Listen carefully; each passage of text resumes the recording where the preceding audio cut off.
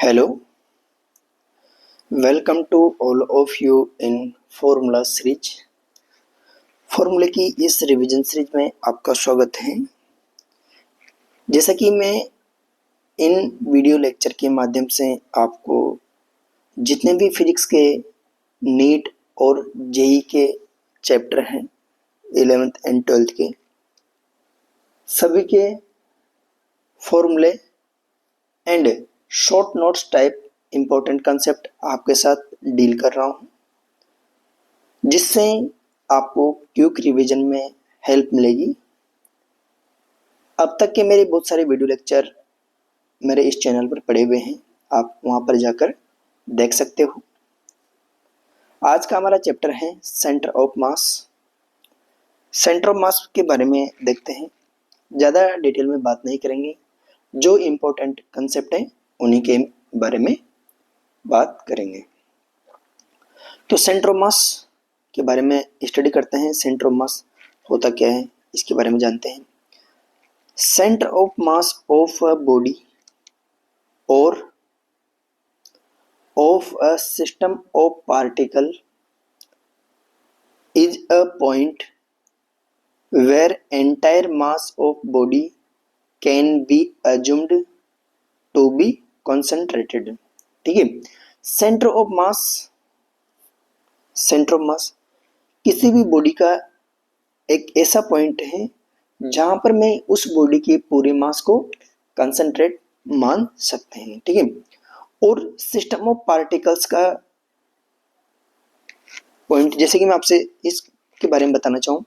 Suppose करते हैं ये कोई रेगुलर शेप की कोई बॉडी है इस टाइप की, एंड सिस्टम ऑफ पार्टिकल्स, जैसे कि एक पार्टिकल यहाँ पर है, एक पार्टिकल m1 मास का, m2 मास का, m3 मास का एंड m4, ऐसे से बहुत सारे पार्टिकल्स कंटिन्यूसली लगे हुए हैं। ठीक है, यदि मुझे सेंटर मास के बारे में बात करना चाहूँ तो सेंटर मास क्या है, एक ऐसा पॉइंट है। यदि ये इरेगुलर शेप की बॉडी है तो ये सेंटर मास एक ऐसा पॉइंट होता है COM, जहां पर मैं इस पूरे मास को कंसंट्रेट मान सकता हूँ, या फिर इन सभी मासेस के एक ऐसे पॉइंट पर सभी का मास को यहाँ पर कंसंट्रेट मान सकते हैं। उसी पॉइंट को अपन क्या बोलते हैं, सेंटर ऑफ मास बोलते हैं। ठीक है, आइए आगे की तरफ मूव करते हैं। सेंटर मास वाई, अब क्वेश्चन है वाई वी कैलकुलेट COM, मतलब सेंटर ऑफ मास क्यों कैलकुलेट करते हैं। तो इसका आंसर देखते हैं।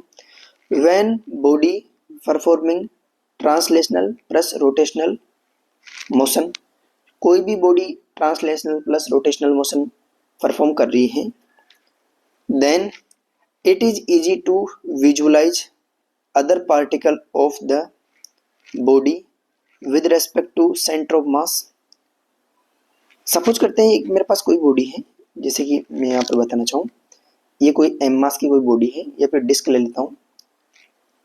ये क्या कर रही है, ऐसे रोटेट भी कर रही है प्लस आगे की तरफ मूव भी कर रही है, मतलब ट्रांसलेशनल प्लस रोटेशनल मोशन दोनों कर रही है। ठीक है, यदि मुझे किसी भी पार्टिकल को, सपोज करते हैं इस वाले पार्टिकल को यदि मुझे एनालिसिस करना है, तो इस जो ऑब्जेक्ट है इसके सेंटर ऑफ मास के रेस्पेक्ट में इसका एनालिसिस करना इजी होता है। क्यों?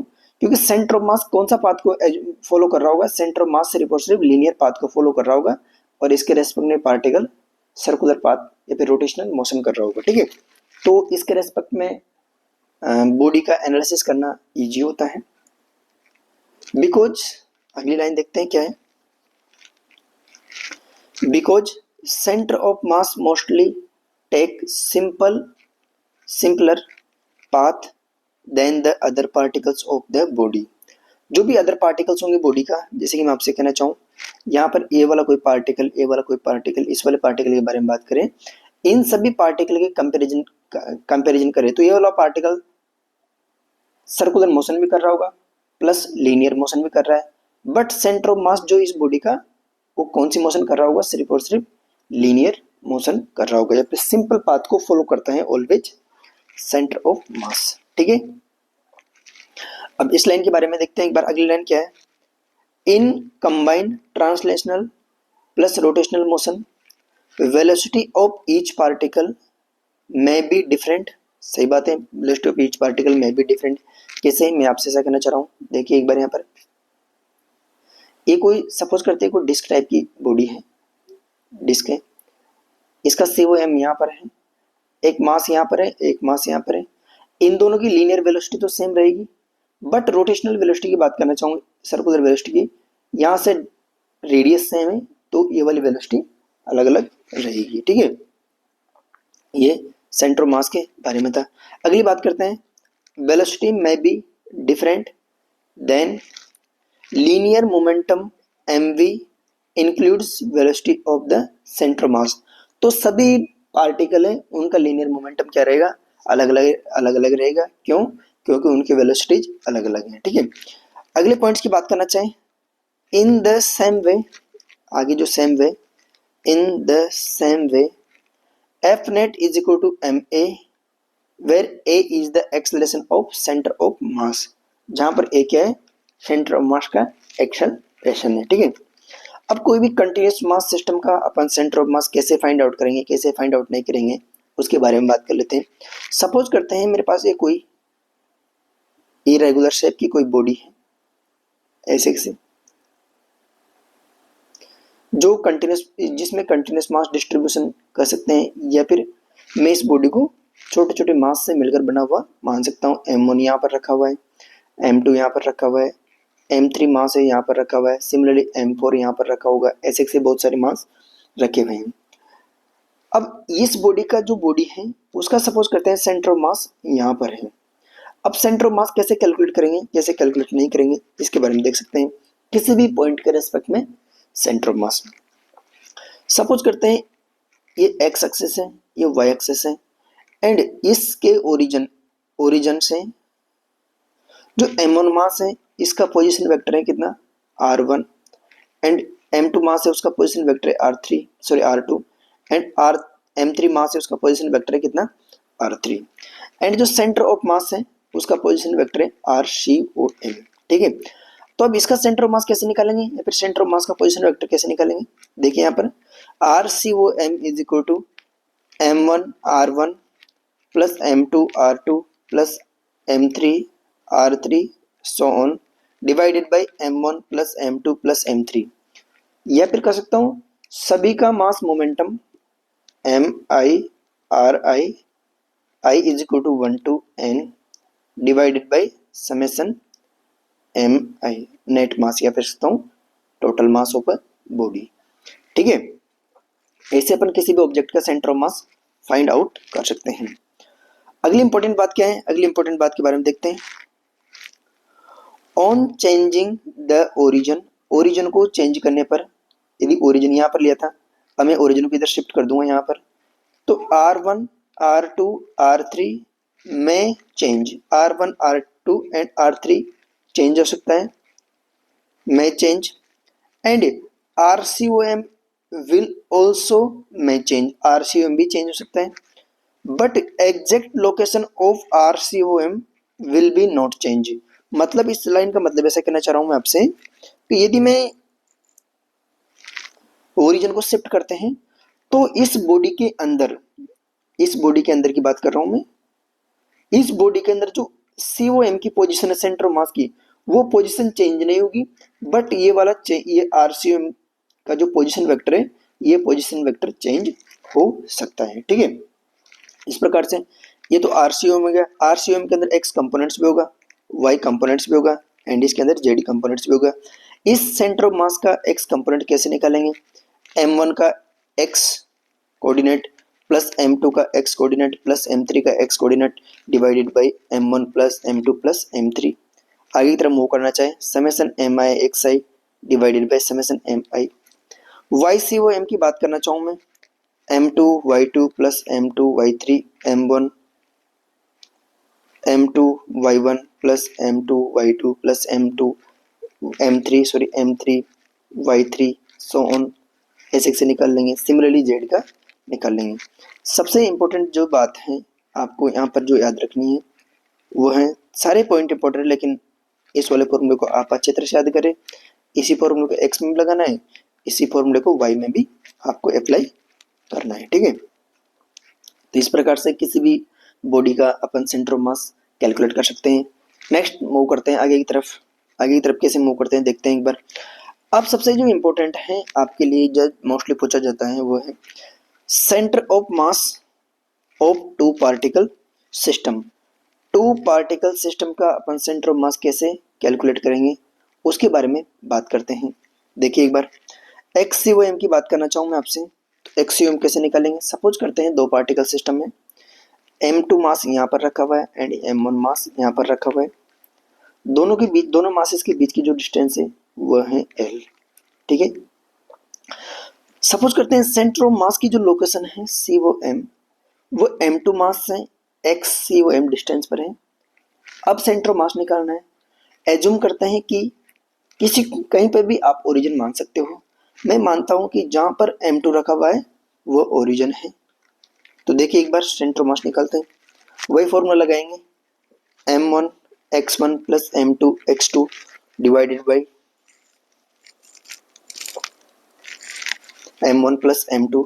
यहाँ पर x1 क्या है, x1 है m1 मास की ओरिजिन से डिस्टेंस एंड x2 है m2 मास की ओरिजिन से distance divided by m1 plus m2। तो देखिए एक बार m2 मास की ओरिजिन से डिस्टेंस कितनी होगी, x2, x2 तो यहाँ पर 0 के बराबर रहेगा, तो m1 x1 l के बराबर रहेगा, ये x1 है। तो m1 x1 plus m2 x2 में m1 x1 l के बराबर है, m2 x2 0 के बराबर है, divided by m1 plus m2।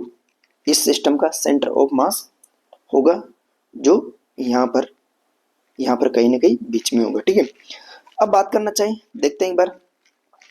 Suppose करते हैं सेंटर ऑफ मास की जो पोजीशन है वो m2 मास से r2 डिस्टेंस पर है एंड m1 मास से r1 डिस्टेंस पर है। ठीक है, और दोनों के बीच की डिस्टेंस l है। तो r2 जो होगा, r2 is equal to, r2 यहाँ से निकालना चाहूँगा, तो जैसे कि मैंने इस r2 इसी के बराबर होगा m1 l1 plus m2 l2। अपन ऐसा भी मान सकते हैं जैसा कि मैंने इसको क्या नाम से m1 को ओरिजिन माना था, सिमिलरली मैं यदि मैं m2 को ओरिजिन माना था, अभी m2 को मैं ओरिजिन मान के चलता हूँ। तो देखिए एक बार इधर centre of mass, centre of मास इस वाले डायरेक्शन में होगा। सपोज करते हैं XCOM है, तो XCOM को लिखेंगे तो इसको ओरिजिन माना, तो इधर ओरिजिन की इधर वाली डिस्टेंस नेगेटिव होती है, इधर वाली पॉजिटिव होती है। तो देखिए एक बार XCOM वो भी कौन सा, negative, is equal to m1 into m1 into अभी ओरिजिन है तो x1 जीरो हो जाएगा, plus m2 into x2 minus l के बराबर होगा, divided by m1 plus m2 के बराबर होगा। माइनस से माइनस कैंसिल आउट, तो यहाँ पर जो XCOM जो आएगा वो आएगा कितना, m2 l divided by m1 plus m2 के बराबर होगा। ठीक है, तो यहाँ से r2 जो रहेगा, r2 इतना हो जाएगा, r1 क्या है, सेंटर ऑफ मास की लोकेशन फ्रॉम मास m1 जो यहाँ से इसके बराबर होगी। तो आप इसको भी अच्छी तरह से याद रखें कि सेंटर ऑफ मास दोनों बॉडी से किस डिस्टेंस पर होगा, किस पर नहीं होगा। ठीक है, चलो आगे से देखते हैं एक बार इंपॉर्टेंट कंसेप्ट क्या है, नेक्स्ट इंपॉर्टेंट कंसेप्ट इसके बारे में देखते हैं। देखिए यहाँ से क्या दिखाई दे रहा है कि सेंटर ऑफ मास जो है वो m के इनवर्सली प्रोपोर्शनल है, मतलब मास के इनवर्सली प्रोपोर्शनल है। देखिए एक बार यहाँ पर यदि मुझे यहाँ पर देखिए, यदि मुझे r2 की लोकेशन निकालनी है तो वो m1 के प्रोपोर्शनल है एंड r1 की लोकेशन निकालनी तो वो m2 के प्रोपोर्शनल है। तो सेंटर ऑफ मास जो है वो मास के इनवर्सली प्रोपोर्शनल है। इट मीन्स क्या हुआ कि जिधर हैवी मास होगा उससे सेंटर ऑफ मास की डिस्टेंस कम होगी, या फिर कहता हूँ सेंटर ऑफ मास हैवी मास के नियर लोकेट होता है। ठीक है, दोनों इक्वेशन को डिवाइड करते हैं, डिवाइड करने के बाद r1 divide by r2 is equal to m2 divided by m1। इसको आप अच्छी तरह से याद करें, क्रॉस मल्टीप्लाई करते हैं तो m1 r1 is equal to m2 r2। ये लाइन इस बात को शो करती है कि सेंटर ऑफ मास के रेस्पेक्ट में किसी भी बॉडी का या फिर पार्टिकल्स का मास मोमेंटम कांस्टेंट होता है। इसी को बोलते हैं मास मोमेंटम मोमेंट मास मोमेंट कांस्टेंट होता है। जैसे कि इस सेंटर मास के रेस्पेक्ट में इसका देखा जाए, इसकी r2 डिस्टेंस है, इसकी r1 डिस्टेंस है, तो इसका मास मोमेंटम इस वाले डायरेक्शन में होगा जो m2 r2 होगा, इसका मास मोमेंटम इस वाले डायरेक्शन में होगा जो m1 r2 होगा, दोनों अपोजिट डायरेक्शन में जो कि कांस्टेंट होगा। ठीक है, समझने के बाद इस प्रकार से अपन इसके बारे में बात कर सकते हैं। नेक्स्ट आगे की तरफ मूव करते हैं, वह है एक क्वेश्चन मैं आपके लिए करवा देता हूँ कि सेंटर मास को कैसे कैलकुलेट करेंगे, कैसे कैलकुलेट नहीं करेंगे। तो यहाँ पर देख सकते हो, सपोज करते हैं कोऑर्डिनेट ऑफ सेंटर ऑफ मास के क्या क्या कोऑर्डिनेट रहेंगे। सपोज करते हैं 2D है, एक्स एक्सिस वाई एक्सिस, इसमें m1 मास के जो कोऑर्डिनेट है वह एक्स एक्सिस पे रखा हुआ है, इसके कोऑर्डिनेट है 0,1 और m1 है 1 kg। जो m2 मास है उसके कोऑर्डिनेट है 2 kg और इसका जो कोऑर्डिनेट मास है 2 kg एंड इसके कोऑर्डिनेट 1,1 है। एंड जो m3 मास है उसका मास है 3 kg एंड कोऑर्डिनेट है 1,0 एंड जो m4 मास है उसके कोऑर्डिनेट है 0,0। ठीक है, अब आगे की तरफ मूव करते हैं, देखते हैं एक बार XCOM की बात करना चाहूँ मैं। XCOM हो गई m1 x1 plus m2 x2 plus m3 x3 plus m4 x4 divided by m1 m2 m3 m4। सारी वैल्यू पुट करता हूँ मैं, x1 x2, इसका x1 मान लो, x1 y1, x2 y2, x3 sorry x3 y3 and x4 y4 आपस में यहाँ रखते हैं और सेंटर ऑफ मास के कोऑर्डिनेट कहीं ना कहीं यहाँ पर सेंटर ऑफ मास होगा। ठीक है, आगे की तरफ मूव करते हैं नेक्स्ट इंपॉर्टेंट टॉपिक्स या फिर next important concept which is centre of mass of continuous mass distribution. किसी भी कंटिन्यूस मास डिस्ट्रीब्यूशन का मुझे सेंटर ऑफ मास कैसे कैलकुलेट करेंगे उसके बारे में बात करते हैं। Continuous mass system means suppose करते हैं आपके पास रोड हो सकती है, आपके पास डिस्क हो सकती है, आपके पास स्क्वायर प्लेट हो सकती है एंड ट्रायंगुलर प्लेट हो सकती है, कोन हो सकता है, सॉलिड स्फीयर हो सकता है, रिंग हो सकती है एंड होलो स्फीयर हो सकता है। इन सभी का अपन सेंटर ऑफ मास कैसे कैलकुलेट करेंगे उसके बारे में बात करते हैं। तो सबसे पहले देखते हैं किसी रोड का सेंटर ऑफ मास कैसे निकालेंगे उसके बारे में बात करते हैं। रोड का सेंटर ऑफ मास देखिए एक बार, रोड का सेंटर ऑफ मास सपोज करते हैं रोड का सेंटर ऑफ मास निकालने के लिए। अब देखो यहाँ पर एक टर्म्स डिफाइन की गई मैंने, 3 terms, linear mass density, surface mass density and third है रो जिसे बोलते हैं वॉल्यूम मास डेंसिटी। लीनियर मास डेंसिटी क्या होती है? Total mass divided by total length. किसी भी लेंथ पर यूनिट लेंथ के अंदर मास का डिस्ट्रीब्यूशन ही लीनियर मास डेंसिटी कहलाता है। इसको लैम्डा से रिप्रेजेंट करते हैं। लैम्डा की जो यूनिट होगी वह kg पर मीटर होगी। सरफेस की बात करना चाहूँ, किसी भी बॉडी का मास उसकी सरफेस पर डिस्ट्रीब्यूटेड हो रहा है तो उस वाले केस में अपन लीनियर मास डेंसिटी कैसे निकालेंगे कैसे नहीं निकालेंगे इसके बारे में बात करते हैं। सपोज करते हैं इसका मास है m एंड जिस सरफेस पर मास डिस्ट्रीब्यूशन है उसका एरिया है a। तो सिग्मा की बात करना चाहूँ, sorry surface mass density total mass divided by surface area, इसी को अपन सरफेस मास डेंसिटी बोलते हैं। इसकी यूनिट की बात करना चाहूँ kg एरिया की मीटर स्क्वायर हो जाएगी और इसको सिग्मा से रिप्रेजेंट करते हैं, सिग्मा kg मीटर पर सेकंड स्क्वायर। कहाँ पर सरफेस मास डेंसिटी का यूज करेंगे, जैसे कि आपसे बोला जाए डिस्क के बारे में या फिर ट्रायंगुलर प्लेट हो जाए या फिर आपसे थिन होलो स्फेरिकल सेल के बारे में बात की जाए। होलो स्फेरिकल सेल में मास उसकी छोटी सी थिक प्लेट के अंदर ही डिस्ट्रीब्यूटेड होता है, वहाँ पर अपन इसका यूज करेंगे। मैं लीनियर मास डेंसिटी के बारे में बात करना चाहूँ तो लीनियर मास डेंसिटी एक तो रोड के अंदर हो जाएगी या फिर आर्क के अंदर हो जाएगी, रिंग की आर्क रिंग। थर्ड है कौन सी, थर्ड के बारे में बात करते हैं volume charge density. Volume charge density बोले तो रो है volume mass density, volume mass density. अब वॉल्यूम मास डेंसिटी ये क्या होता है, volume divided by per unit. Volume mass density क्या होता है, mass divided by per unit volume. Mass की यूनिट होती है kg, वॉल्यूम की यूनिट होती है मीटर क्यूब। तो यहाँ से वॉल्यूम मास डेंसिटी की यूनिट kg मीटर क्यूब के बराबर हो जाएगी। इनका अपन सेंटर ऑफ मास कैसे निकालेंगे देखते हैं एक बार। सेंटर ऑफ मास निकालने के लिए क्या करेंगे, वही कंटिन्यूस बॉडी का सेंटर ऑफ मास निकालने के लिए यदि मुझे एक्स डायरेक्शन में इसके सेंटर ऑफ मास का कंपोनेंट्स निकालना है तो एक ओरिजिन पॉइंट से एक्स डिस्टेंस पर जाकर dx का एक एलिमेंट लेंगे। सपोज करते हैं इसका मास है dm, तो x coordinate of centre mass कितना हो जाएगा, x CO m is equal to origin से सेंटर मास की डिस्टेंस कितनी है, x dm integration dm। Similarly यदि मुझे y कंपोनेंट निकालना तो y CO m is equal to y dm into y CO m क्या नाम से dm z निकालना तो ऐसे से। यहाँ पर x क्या है, x है जो एलिमेंट लिया उसकी पोजीशन कहाँ से, जिसको मैंने ओरिजिन माना है, ठीक है। dm उस एलिमेंट्स का मास हो जाएगा। इस प्रकार से अपन कंटिन्यूस मास सिस्टम का सेंटर ऑफ मास कैलकुलेट कर सकते हैं, ठीक है। चलिए आगे की तरफ मूव करते हैं, जो कि मोस्ट इंपॉर्टेंट कंसेप्ट है या फिर अच्छा फॉर्मूला है, इसको आपको अपने दिमाग में याद रखना चाहिए। देखिए कैसे, centre of mass of a road, वो भी रोड कौन सी, यूनिफॉर्म मास डिस्ट्रीब्यूशन, जिसका मास यूनिफॉर्मली डिस्ट्रीब्यूटेड हो या फिर उसकी लेंथ के अंदर मास यूनिफॉर्मली डिस्ट्रीब्यूटेड हो। सपोज करते हैं एल लेंथ की कोई रोड है, एल लेंथ की रोड लेते हैं जिसका लीनियर मास डेंसिटी लेमडा है और यह कहता हूँ टोटल मास कितना है, m है।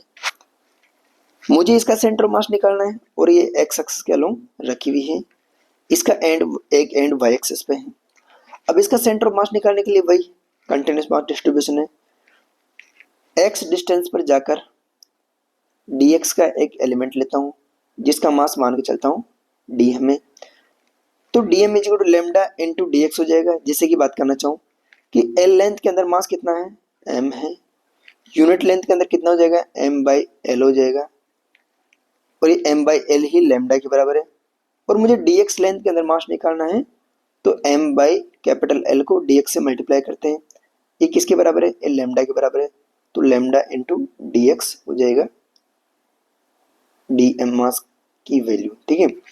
सारी वैल्यू यहाँ पे रखते हैं फॉर्मूले के अंदर, x CO m is equal to dm x upon dm, where integration of dm है उस रोड का टोटल मास, ठीक है। dm की जगह रखते हैं, dm की जगह लेमडा इंटू dx रखते हैं, लेमडा इंटू dx, एक ये x है, इस x को आगे की तरफ लेके आए and lambda x dx, zero से l लेमडा x हो जाएगा एंड लेमडा कांस्टेंट है, इसको बाहर कॉमन लेते हैं, कैंसिल आउट हो जाएगा। इसका इंटीग्रेशन करते हैं जीरो से लेकर l, तो ऊपर L square by two upon l, इस एक l से एक l कैंसिल आउट हो गया। तो जो सेंटर ऑफ मास की लोकेशन आएगी यूनिफॉर्म रोड के लिए वो l/2 डिस्टेंस पर रहेगी। आपको ये फॉर्मूला अच्छी तरह से पता होना चाहिए क्योंकि ये मोस्ट इंपॉर्टेंट फॉर्मूला है, ठीक है। तो इस प्रकार रोड का सेंटर ऑफ मास जो होगा l/2 डिस्टेंस पर होगा when lambda constant, means lambda length के साथ वेरी नहीं कर रहा है।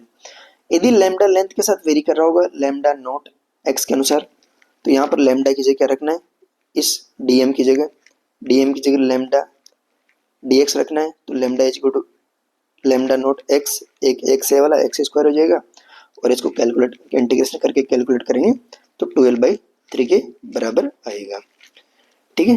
नेक्स्ट कंसेप्ट की बात करते हैं, वो है centre of mass of a ring. Ring का सेंटर ऑफ मास कैसे कैलकुलेट करते हैं उसके बारे में देख लेते हैं एक बार।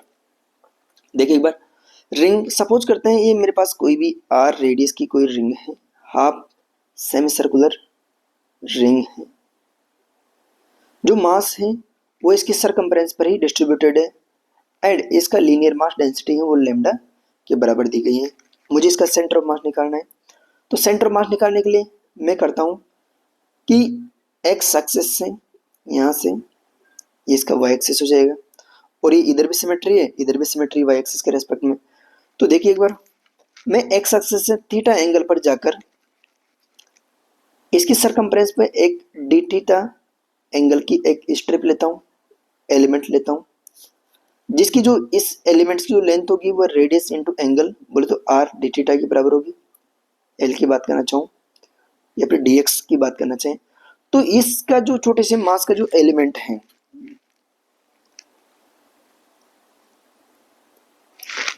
छोटे से मास के जो एलिमेंट्स की बात करना चाहूँ, इस एलिमेंट्स की, इस एलिमेंट का मास है डीएम, तो लेमडा आर डी थीटा के बराबर होगा। तो यहाँ से जो लेमडा आर डी थीटा, क्योंकि अपन डीएम जानते हैं कि lambda into D L, L की वैल्यू आर डी थीटा के बराबर है, तो इसका मास कितना हो जाएगा, lambda into R D theta हो जाएगा। ठीक है, ये रेडियस यहाँ से लेकर यहाँ तक की डिस्टेंस आर के बराबर है। तो इस डीएम मास की जो लोकेशन होगी एक्स डायरेक्शन में, वो आर कोस थीटा के बराबर हो जाएगी, एंड वाई डायरेक्शन जो इसकी लोकेशन होगी ये वाली हो जाएगी कितनी, आर साइन थीटा के बराबर हो जाएगी। ठीक है, देखिए एक बार, DM is equal to lambda R D theta के बराबर हो जाएगा। यदि मुझे एक्स सी ओ एम की बात करनी है, centre of mass along x direction x C O M is equal to y integration d m x d m. तो x इज इक्वल टू किसके बराबर है, x इज इक्वल टू है आर कोस थीटा के बराबर, and y is equal to है r sine theta के बराबर। सारी वैल्यू पुट करते हैं, dm की जगह lambda R D theta, and x की जगह आर कोस थीटा। इंटीग्रेशन मास कहाँ से लेकर कहाँ तक है, थीटा की वैल्यू 0 से लेकर पाई तक वेरी कर रही है, लिमिट रखते हैं 0 से लेकर पाई।